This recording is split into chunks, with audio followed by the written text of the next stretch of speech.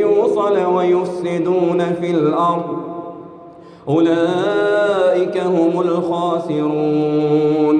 كيف تكفرون بالله وكنتم أمواتا فأحياكم ثم يميتكم ثم يحييكم ثم إليه ترجعون.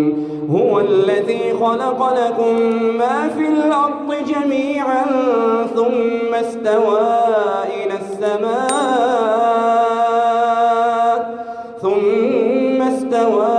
إلى السماء فسواهن 7 سماوات وهو بكل شيء عليم.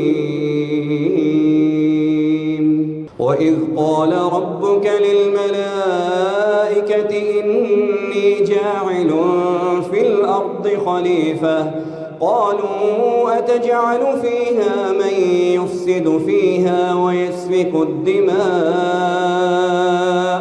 ونحن نسبح بحمدك ونقدس لك قال إني أعلم ما لا تعلمون.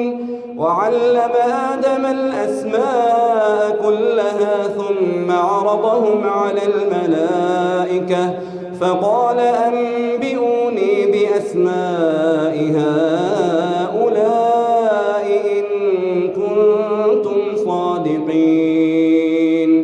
قالوا سبحانك لا علم لنا إلا ما علمتنا إنك أنت العليم الحكيم.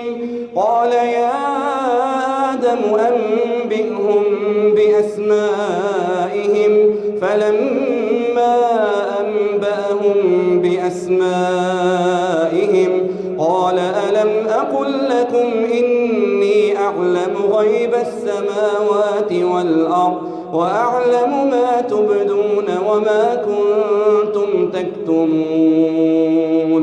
وإذ قلنا للملائكة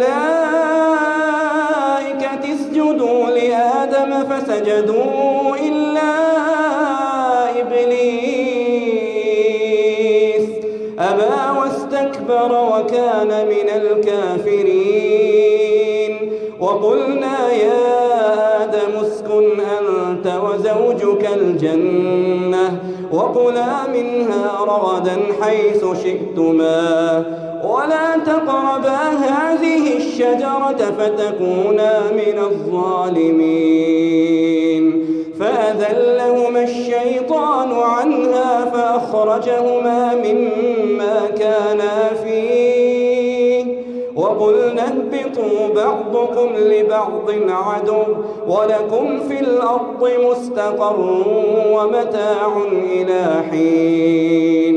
فتلقى آدم من ربه كلمات فتاب عليه إنه هو التواب الرحيم.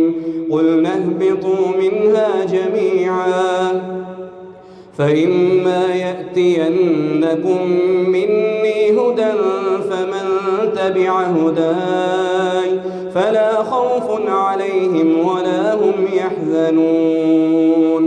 والذين كفروا وكذبوا بآياتنا أولئك